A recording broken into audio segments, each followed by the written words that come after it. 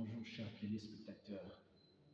Comme vous remarquez là, nous sommes dans un atelier d'architecture. Ce soir, je ne me présenterai pas au devant de vous seul.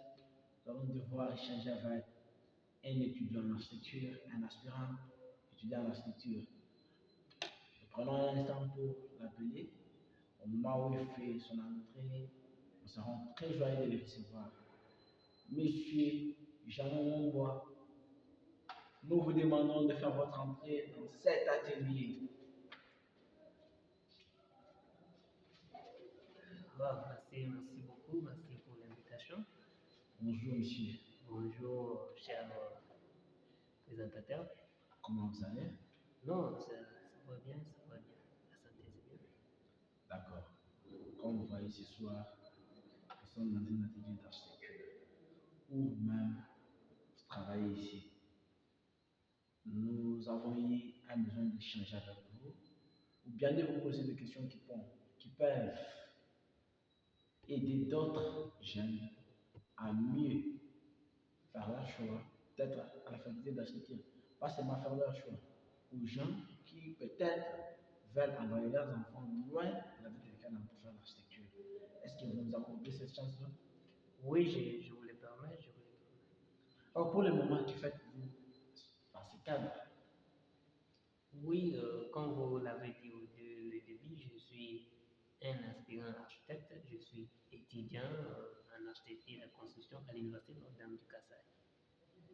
Ici, c'est l'atelier de l'architecture où nous avons la facilité de concevoir nos projets d'architecture en bonne et due forme, en peut-être laissant nos domiciles pour raison de distraction et autres, pour venir se concentrer sur l'atelier de l'Université Notre-Dame du Kassai. Monsieur Jean, la faculté d'architecture et de construction est déjà à Canada depuis combien d'années? Ou bien vous êtes la première promotion, ou il y a déjà eu des promotions avant vous qui sont déjà sur le marché? Non, nous ne sommes pas la première promotion dans cette université avec cette faculté d'ailleurs. Cette faculté a commencé depuis 2014. La faculté totalise maintenant 5 ans. Ah, ok. Et 10 ans, voulais-je dire, permettez-moi, 10 ans. 10 ans d'évolution. Il y a déjà eu autant de promotions sur le marché. Si je peux compter 4 promotions sur le marché qui se sont déjà lancées en carrière, qui cartonnent même dans la vie architecturale. Ah, ok. Alors, cher Jean, quels sont ces sentiments-là qui vous ont poussé aujourd'hui à faire la surtout qu'ici, il arrive que vous puissiez laisser vos domiciles, vous puissiez laisser vos activités, venir passer du temps ici pendant la nuit, tant que les jeunes comme vous sont à la maison, font de l'économie, de la médecine, et du droit et d'autres facultés. L'architecture, comme tout autre domaine, c'est un domaine qui nécessite un sacrifice. D'autant, je viens d'une école de construction, je fais la construction aux humanités. En étant sur chantier, j'ai entendu une autre personne sur chantier appelée architecte, c'est lui qui était beaucoup respecté, qui était beaucoup craigné, vous le dire. Donc, si je comprends bien, vous avez fait l'architecture pour être respecté en ce qui concerne la construction. Oui, évidemment. Donc, en dehors de ça, il n'y a aucun autre sentiment qui vous a poussé à faire de l'architecture. Bon, il y a plusieurs des choses que je peux parler de là-dessus. Mais parmi tant d'autres, on peut citer. Bon, un architecte n'a jamais été pauvre. C'est toujours une personne riche. Donc, peut-être que tu es là, tu es déjà riche. Oui. En faisant l'architecture, c'est la richesse que je suis en train de cultiver. Ah, ok. Cher Jean, alors, dans cette institution, comment ça date des étudiants architectes? Bon, la faculté d'architecture ici à Kananga, les gens qui vivent ailleurs ou soit qui n'ont pas une meilleure formation sur cette faculté peuvent parler du mal et aussi détester cette faculté dans leur façon de voir les choses. Mais ici, c'est une faculté bien assise où la formation est aussi bien donnée. Je peux dire, tout le monde qui sort de cette institution, puis surtout dans cette faculté d'architecture, doit quand même s'en sortir parce que vous voyez quand même, nous sommes dans l'atelier bien équipé, tel qu'il est, la formation Cher Jean, oui. quand vous venez de le dire, vous avez été technicien maçon, si on peut dire dans le langage qui est vulgaire. Alors la question que j'aimerais poser, par rapport à la question de l'architecture sur la ville de Kananga, comment vous la trouvez? Il est respecté ou on fait des choses qui sont anarchiques, qui ne sont pas encore adaptées aux nouvelles méthodes de construction? Oui, sur notre ville, je peux dire, c'est une ville qui n'est pas encore éduquée dans ce sens. Pourquoi je l'ai dit, permettez-moi pour ces termes, pourquoi je l'ai dit? Parce que le domaine d'architecture n'a pas encore atteint un niveau dans quel sens? Le domaine d'architecture n'est pas encore connu si la bon, par notre population centre-kassaïenne. En parlant d'un architecte, le mot d'abord architecte dépasse beaucoup de gens, ça nécessite des explications parce que si tu te présentes, je fais l'architecture, c'est, je peux dire, à 30% que tu peux être totalement connu, que tu es de ces domaines, mais c'est quoi même les domaines qui t'angoissent. Et le 70% nécessite que des explications. Les architectes font quoi et c'est quoi ces domaines? Donc, c'est cette difficulté-là qui est sur la ville de Canada. Alors, monsieur Jeannot, vu que vous êtes jeune, vous avez vu tout cela se faire. Quels seraient les conseils que vous donneriez à d'autres jeunes comme vous, à des familles ou des patrons qui sont sur la ville? Leurs constructions ne sont pas adaptées aux méthodes d'architecture actuelles. Quels sont les conseils que vous prodiguez à tout ce monde-là qui va vous suivre? Oh, et les plus grands conseils aux gens qui veulent construire, je peux passer pour les dire, construire avec un architecte, c'est diminuer les dépenses.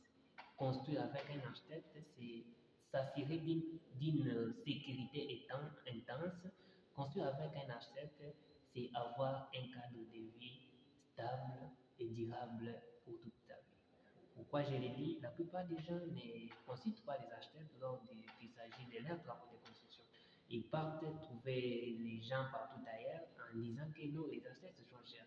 Mais si les architectes sont chers, ils font les choses qui peuvent te donner l'assurance de ce que tu veux et qui peuvent te donner la stabilité et aussi la durée indéfinie si c'est des demandes. C'est pour cela, si vous remarquez sur cette ville de Kananga, il n'y a que des catastrophes. Dans quel sens? Par négligence d'un architecte dans le domaine de construction. Oui, les gens construisent. On n'en disconvient pas, les gens construisent. Mais quelle qualité de construction que nous remarquons? Et après cette construction, ça dure combien de temps? Les dégâts qui viennent après cette construction sont C'est combien? comme actuellement, il y a eu un incendie sur la ville. Lorsque vous êtes en pleine ville, à quelques mètres du bâtiment administratif de la province, il y a un incendie. Quelque chose qui pouvait peut-être coûter des vies humaines. Ce sont des choses comme ça que vous pourriez, en tant qu'architecte, en devenir toujours tenir compte dans vos constructions, dans des choses. Lorsque vous avez un client pareil, vous pouvez le conseiller. Parce que vous voyez, ça détruit déjà quelque chose de plus important qui était sur la ville. Ah oui, le présentateur, c'est le dit dès le début, construire avec un architecte, c'est prévoir une sécurité définie, c'est ça. Par manque de techniques constructives, par manque de techniques dans ces domaines d'architecture ou de construction, on peut prévoir n'importe quoi, n'importe où. C'est là qui peut causer les dégâts et puis que des pertes de vies humaines. C'est l'exemple que vous avez illustré. S'il y avait un architecte qui était là et qui a suivi ses travaux. Vous ne pouvez pas m'assurer qu'il n'y avait pas d'architecte là-bas parce que lorsque les constructions se sont faites, vous n'étiez pas là. Bon, et vous n'avez même pas eu le temps d'échanger avec le propriétaire pour dire qu'il n'y avait pas d'architecte. bon, nous ne sommes pas là pour juger Oui, quand oui. même, mais ce que nous voyons, ça facilite. Non, non, non, il ne faut pas dire ça. Monsieur le présentateur, c'est très facile à détecter ce qui est conçu par l'architecte et ce qui n'est pas conçu par l'architecte. Mais écoutez, aujourd'hui, nous avons appris que dans l'architecture, il y a des architectes qui sont faits pour l'architecture d'intérieur, des décorations et autres. Alors, si vous tombez par exemple dans tel cas, vous avez un architecte pareil, est-ce qu'il pourra concevoir exactement le bâtiment comme d'autres architectes qui sont habilité à faire des conceptions, des constructions, des immeubles et autres. Ouais, comme le mot le dit, l'architecte de l'intérieur. On parle de l'intérieur quand il y a déjà les bâtisses. Oui, ça peut être le cas avec les bâtiments. On ne fait pas un jugement là-dessus, mais ça peut être aussi le cas avec lui. Mais là-bas, il n'y avait rien qui était bâti. Il n'y avait rien qui était bâti. Comment un architecte de l'intérieur pouvait intervenir? Donc, quand on veut bâtir, on ne s'approche pas à l'architecte de l'intérieur. Parce que quand on n'a pas bâti, il n'y a pas d'intérieur. Donc, dans un vide comme ça, on commence à parler de l'intérieur. C'est un peu très facile à comprendre. D'accord, merci, M. Jamal. Merci pour votre manière de nous répondre. Nous encourageons tous les jeunes,